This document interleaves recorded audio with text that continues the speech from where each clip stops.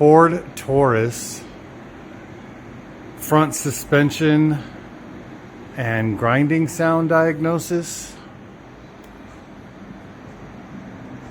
So the strut on this side, you can see it's all greasy here. That's the strut leaked out and the strut has failed.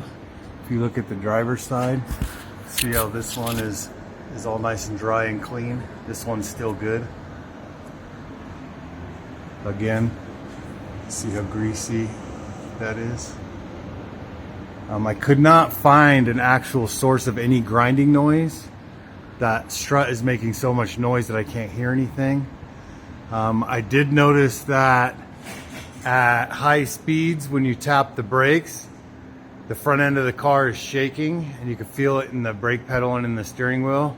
That's the brake rotors that are warped, so it needs a brake job also. And while I have it apart, I can expect that wheel bearing on this side